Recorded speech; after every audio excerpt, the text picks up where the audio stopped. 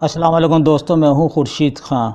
دوستو، خورشید خان کے اردو ادب میں آپ کو خوش آمدید کہتا ہوں اور آپ سے درخواست کرتا ہوں کہ آپ ویڈیو کو مکمل دیکھا کریں، کیونکہ ہم آپ کے لیے ویڈیو بنا رہے ہیں، آپ کے امتحان کی تیاری کرا رہے ہیں۔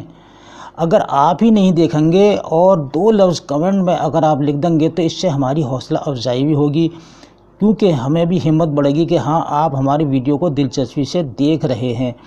اگر آپ ہماری ویڈیو کو پہلی بار دیکھ رہے ہیں تو دوستو آپ سے گزارش ہے کہ چینل کو ضرور سبسکرائب کر لیجئے گا اور ہر ویڈیو کو دیکھنے کے بعد شیئر کیجئے گا، لائک کیجئے گا، تاکہ ہو سکتا ہے آپ کے شیئر کرنے سے آپ کے کسی دوست کا بھی فائدہ ہو جائے۔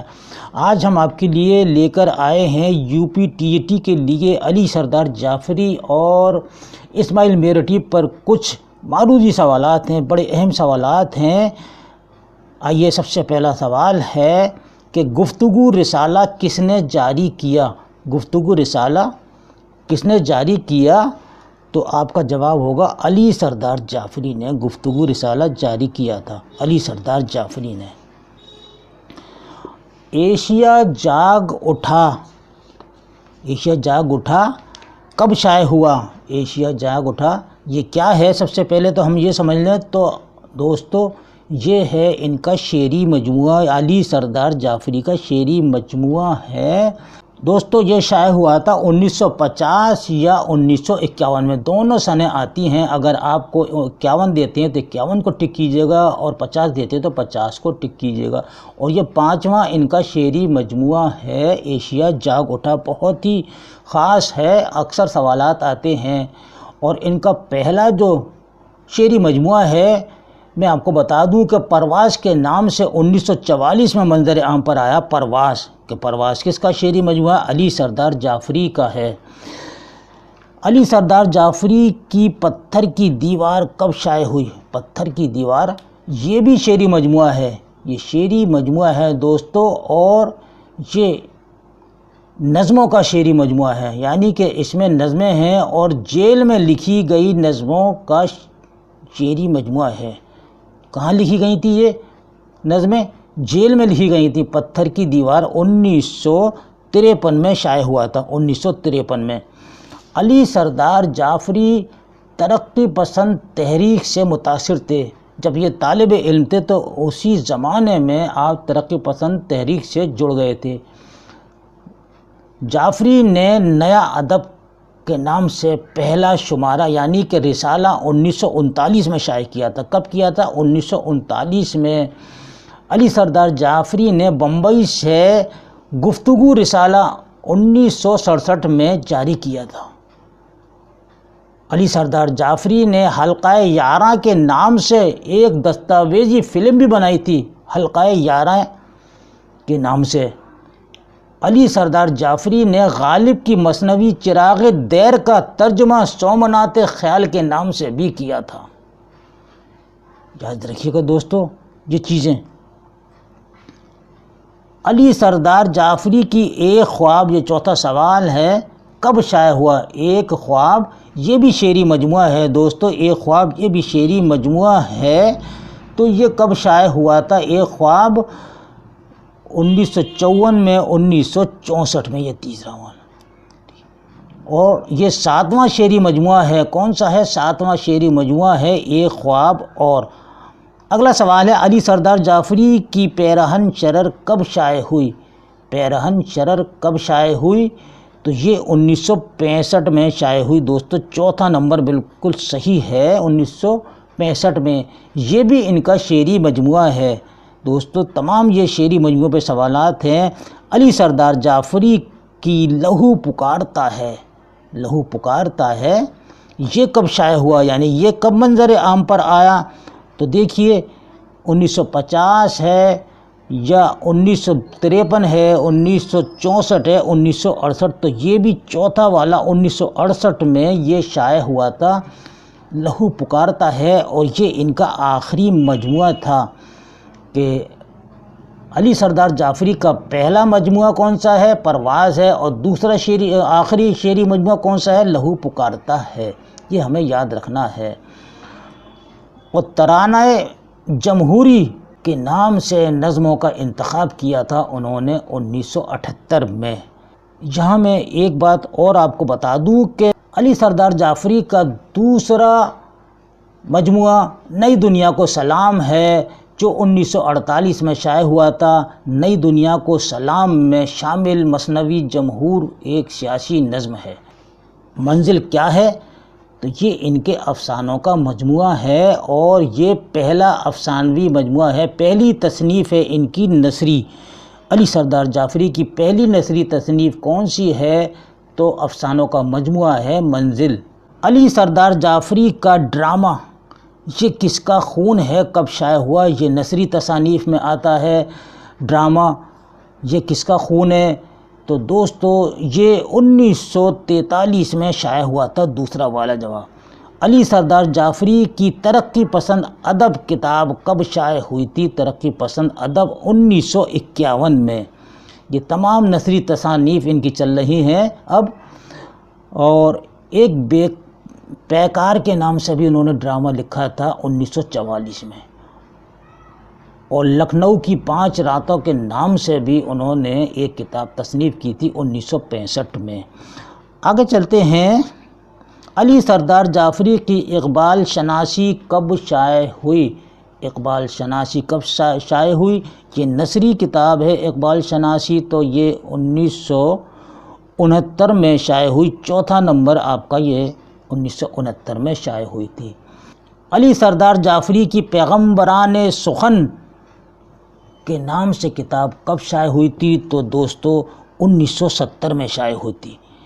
علی سردار جعفری کی ترقی پسند تحریک کی نصف صدی اس نام سے کتاب کب شائع ہوئی تھی؟ 1987 میں شائع ہوئی تھی۔ علی سردار جعفری کی سرمایہ سخن کب شائع ہوئی تھی؟ تو یہ ہوئی تھی 2000 میں۔ دیکھیے یہ ان کی نثری تصانیف ہیں، منزل بھی اور 3 مختصر ڈرامے 1942 میں، پیکار ڈرامہ 1944 میں لکھا، لکھنؤ کی 5 راتیں، یہ کس کا خون ہے، ترقی پسند ادب، اقبال شناسی، پیغمبران سخن، سرمایہ سخن، ترقی پسند تحریک کی نصف صدی، یہ ان کی نثری تصانیف ہیں، کس کی؟ علی سردار جعفری کی۔ اب آتے ہیں دوستو اسماعیل میرٹھی پر کچھ سوالات ہیں معروضی۔ اسماعیل میرٹھی کے والد کا نام کیا تھا؟ تو جواب آپ کا ہوگا شیخ پیر بخش، ٹھیک ہے، دوسرا والا شیخ پیر بخش اسماعیل میرٹھی کے والد کا نام تھا۔ اسماعیل میرٹھی کے والد کا انتقال کب ہوا؟ تو آپ کا جواب ہوگا 1876 میں۔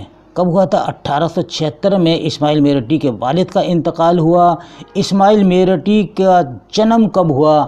اسماعیل میرٹھی کا جنم کب ہوا؟ 1844 میں اسماعیل میرٹھی پیدا ہوئے تھے، میرٹھ یو پی میں پیدا ہوئے تھے، اور اسماعیل میرٹھ کا انتقال ہوا تھا 1917 کو۔ اسماعیل میرٹھی کہاں پیدا ہوئے؟ تو میرٹھ یو پی میں پیدا ہوئے۔ اسماعیل میرٹھی کے فارسی کے استاد کون تھے؟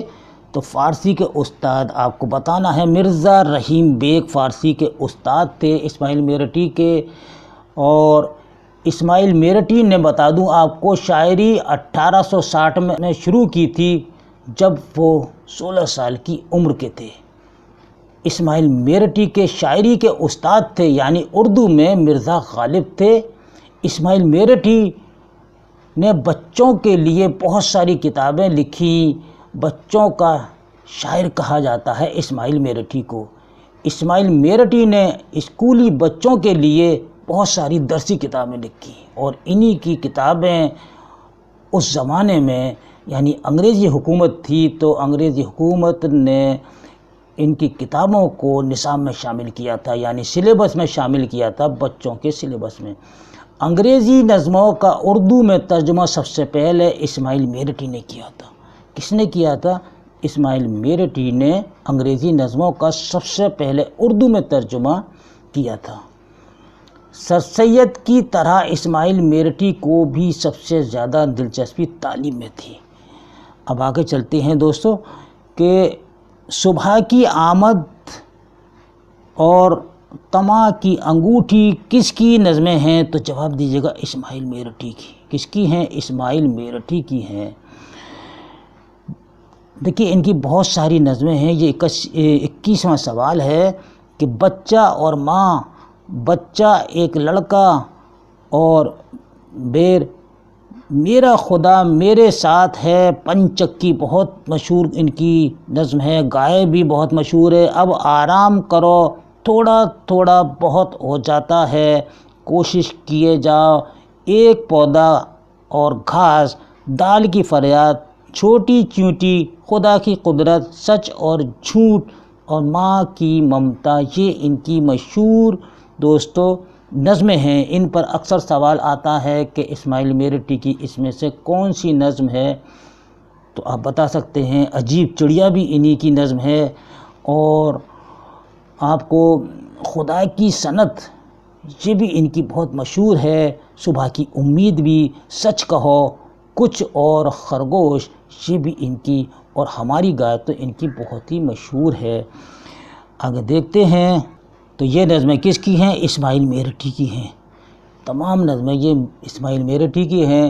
اسماعیل میرٹھی نے سید غوث علی شاہ قلندر پانی پتی کے دست مبارک پر 1870 میں بیعت کی تھی۔ اسماعیل میرٹھی نے دوستو نوٹ کر لیجیے گا 88 غزلیں لکھی تھیں اور 19 قصائد لکھے تھے۔ یاد رکھیے گا کہ اگر سوال پوچھ لیں کہ اسماعیل میرٹھی نے کتنے قصائد لکھے تھے تو 19 بتائیے گا، اور غزلیں ان کی کتنی ہیں تو 88 غزلیں ہیں، اور نظمیں تو ان کی بے شمار ہیں۔ دوستو یہ تھا ہمارا آج کا علی سردار جعفری اور اسماعیل میرٹھی پر کچھ معروضی سوالات پر اہم ویڈیو۔ یہ ویڈیو آپ کو کیسا لگا، اس کے سوالات آپ کو کیسے لگے؟ اگر آپ کو سوالات حقیقت میں زیادہ پسند آئے ہیں تو اس ویڈیو کو ضرور شیئر کیجیے گا، اور کمنٹ باکس میں اپنے تاثرات ضرور لکھ کر بھیجیے گا۔ ہو سکتا ہے کہ ہم اور بھی اس سے اچھی ویڈیو بنانے کی کوشش کریں۔ میں امید کرتا ہوں کہ انشاءاللہ جب تک آپ کا پیپر ہوگا تب تک میں ویڈیو اپلوڈ کرتا رہوں گا اور اچھے سے اچھے سوالات آپ کے لیے لاتا رہوں گا۔ تب تک کے لیے اب مجھے اجازت دیجیے۔ اللہ حافظ۔